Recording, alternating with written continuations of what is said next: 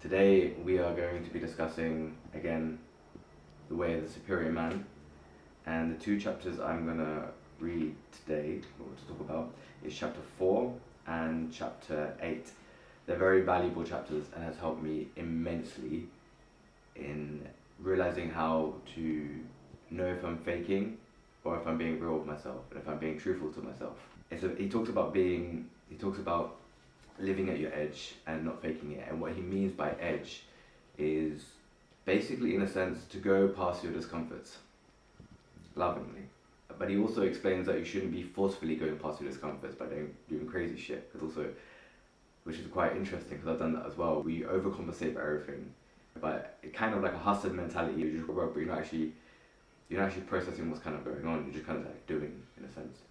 And then there's this other form where you're just hanging back, not really giving yourself to the world, essentially, playing it safe, not putting yourself out there, being really fearful and stuff, just being comfortable. That you don't want to be heard, you don't want to make a mistake, you don't want to say something wrong, you don't want to upset anyone. And I've done this for a long time, and I still do it. But the awareness to know when we are being truthful with ourselves, if we want to do this fearful thing, to try to do it. It doesn't even have to be that intense. It doesn't even have to be super amazing what we're doing, but it has to be truthful to what we find uncomfortable within us, and we know that we should do it. I'm just going to read this, and I'm going to read a few lines I've underlined, and I really want to talk about how to overcome this, and one experience I had recently, and how valuable this chapter can be. So, we're going to talk about this chapter. I'm going to read it now. It is honourable for a man to admit his fears, resistance, and edge of practice. It is simply true that each man has his limits, his capacity for growth, and his destiny. But it is dishonourable for him to lie to himself or others about his real place. He shouldn't pretend he is more enlightened than he is, nor should he stop short of his actual edge. The more the man is playing his real edge, the more valuable he is as good company for other men, and more he can be trusted to be authentic and fully present. Where a man's edge is located is less important than whether he's actually living his edge in truth, rather than being lazy or deluded. Huge chapter. Yeah, that's just the first part of it.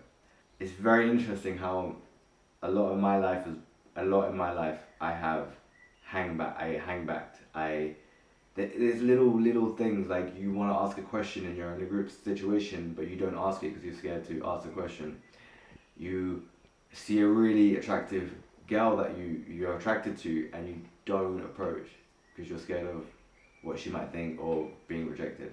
But you feel an impulse in you that you could like this person, you could find it interesting, or even saying certain things. I think in group situations is really important. Like, you want to make a joke, but you're scared that no one's gonna laugh, so you don't. But in that moment, by doing it, by putting yourself out there, by going through that little bit of that feeling of discomfort, you either can do it or you don't do it. It's okay if you don't do it, for sure. Nothing's gonna happen. Yeah. But there's always that sense of like, I really wish I would have done that, or I really wish I could have done that, and if I was more courageous I could do that. And I feel like the more and more that we're honest with ourselves, where we hang back and we don't pursue what it is that we want, and what it is that we want to say, and what it is that we want to do. And it doesn't have to be intense, but there's like a feeling of fear that blocks me, at least, from doing that. And there's loads of times we've hang back. There's times when I've done it, but there's times when I've hang back. And I feel like the more and more we hang back from our truth, even though it's scary, it kind of enforces an identity that we don't really want. Or it's almost like we've lied to ourselves, and it infiltrates all our other actions and behaviors. He also talks about it in this sense, where it's just so interesting. For example, some men fear the feeling of fear, which is, your edge is basically where your fears are.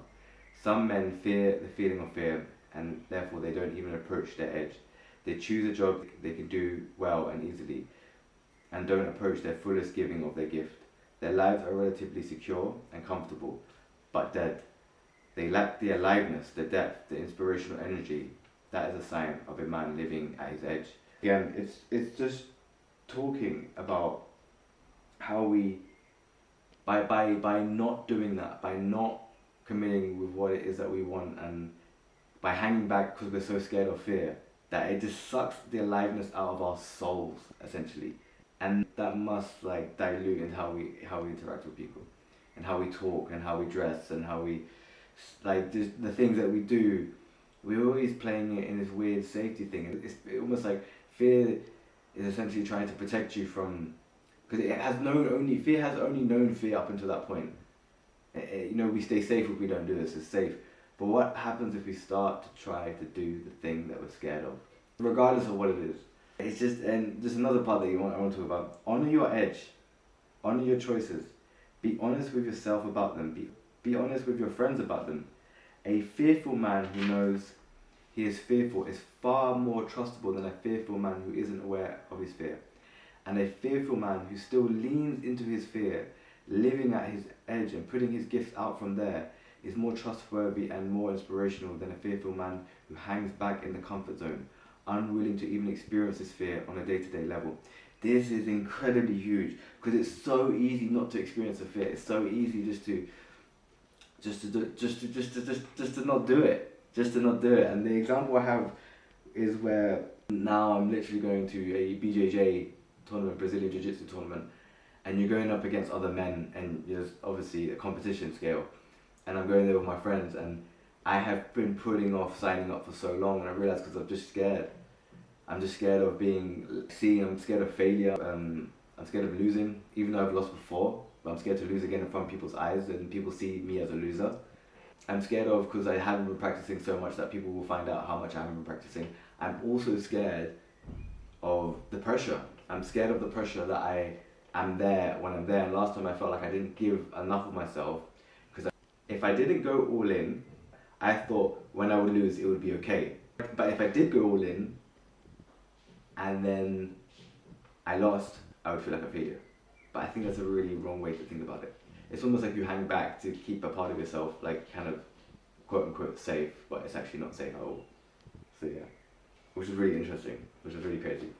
So yeah, that was really eye-opening, and the whole thing that I'm trying to get my mind frame with this particular thing, because it was scary, is to feel the fear and not push it away, acknowledge it and accept it and kind of honor it, and just in a sense be like, yo man, what's up? You're always scared, it's okay. And the goal is to go. The goal is to talk to the girl. The goal is to talk to that person. The goal is to say the thing that you want to say in the group setting, even though you're scared. It's to public speak. It's to do those things. It's to allow yourself to do those things. It is scary, and it's going to feel scary. But the more and more you do that, the more and more you embrace what fear is, and you realize it's not as bad as we thought it was, and maybe we live better lives, more authentic lives, maybe we live more lives that are true to who we are and what we want in life, because we've learned to process and deal with fear and not push it away, but to love it compassionately, and then to go forward. So push past your fears, guys, and yeah, catch you in the next one.